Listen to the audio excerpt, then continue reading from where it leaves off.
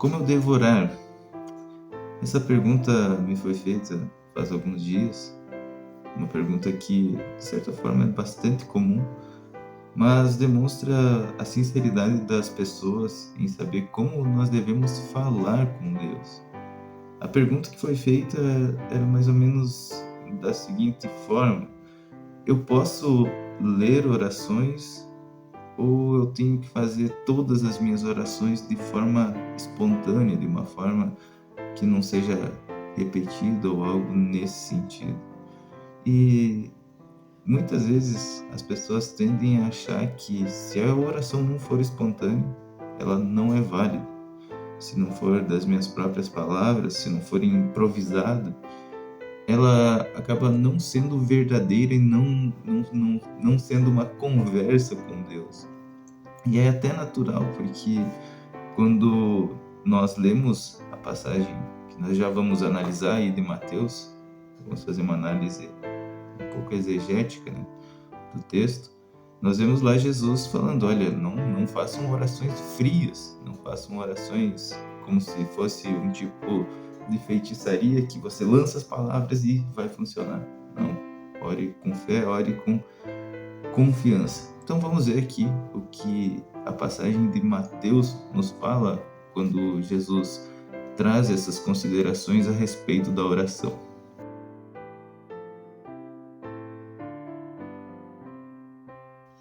Nós temos aqui a passagem de Mateus, capítulo 6, dos versículos 5 em diante, onde nós vemos Jesus ensinando e orientando sobre a oração.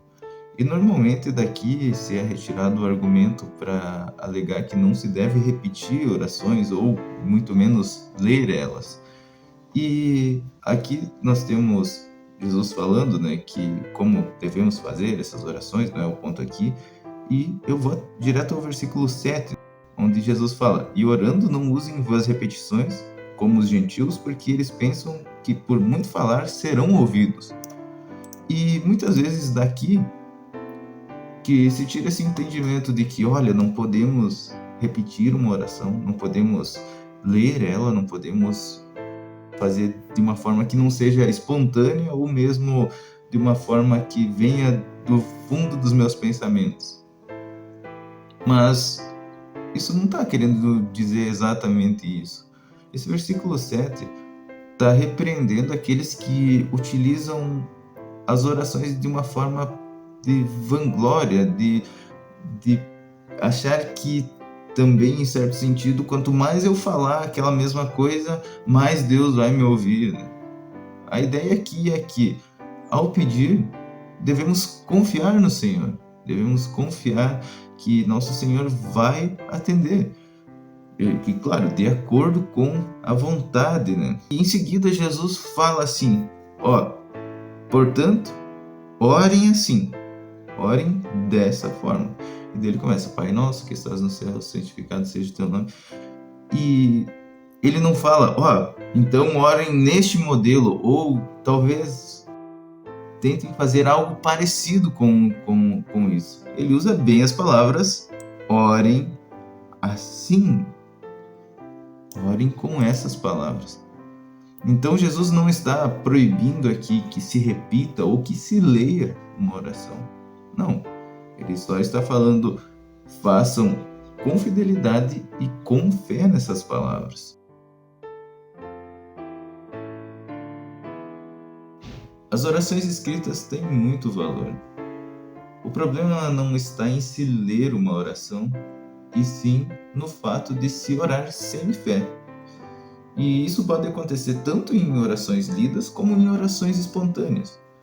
E outro ponto que podemos propor aqui é o de que em ambos os casos nós podemos cometer erros. Por exemplo, quando eu vou ler uma oração e não faço ela confiando naquelas palavras, faço como mera repetição ou mero recitar, está errado. Mas também, ao mesmo tempo, se eu vou ter uma conversa espontânea com Deus, orar dessa forma, eu posso cair no perigo de pedir coisas que eu não deveria pedir a Deus e que Deus orienta que não peçamos a Ele. Por exemplo, temos casos onde pessoas pedem sinais para que se revele algo para elas. Eu quero comprar um carro novo, então, Senhor, que esse carro passe na frente da minha casa, para eu saber que eu devo comprar. Ou, eu quero ter um relacionamento com uma pessoa, um namoro, um casamento, mas eu quero que essa pessoa apareça com essa roupa para mim. Esses são exemplos de formas que não devemos orar a Deus, porque Ele não se revela a nós dessa forma. Ele escolheu se revelar através da sua palavra e não com esses sinais que a gente pede para Ele, caindo até mesmo em um tipo de tentação a Deus ou usar o nome de Deus em vão.